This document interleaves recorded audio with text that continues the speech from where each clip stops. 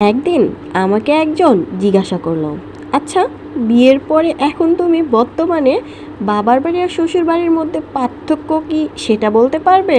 আমি একগাল হেসে বললাম, আরে এটা তো খুবই সহজ প্রশ্ন।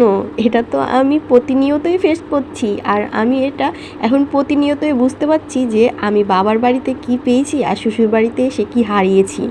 আসলে আগে যখন আমি মায়ের বাড়িতে ছিলাম বা বাবার বাড়িতে ছিলাম, তখন আমার পিছনে পিছনে খাবারের জন্য সবাই দৌড়ে বেড়াতো।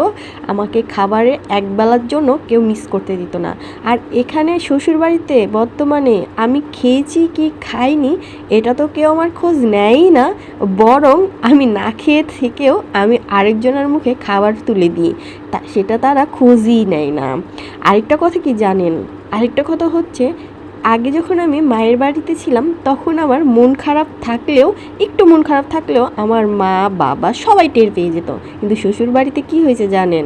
শ্বশুর বাড়িতে যদি আমি বছরের পর বছর, মাসের পর মাস, দিনের পর দিনও যদি আমি মন খারাপ করে থাকি বা ভিতরে ভিতরে কষ্ট নিয়ে বেঁচে থাকি, তো কেউ এসে আমাকে জিজ্ঞাসা করবে না যে তোমার আসলে কি হয়েছে।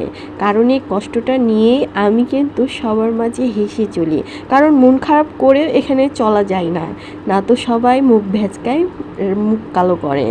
আবার বাবার বাড়িতে আমার যখন যেখানে ইচ্ছা সেখানে যেতে পারতাম, যা ইচ্ছা খেতে পারতাম। আর শ্বশুরবাড়িতে নো, শ্বশুরবাড়িতে তো এটা করাই যায় না। শ্বশুরবাড়িতে তো আমি পায়ে বেরিয়ে দিয়ে দিয়েছি।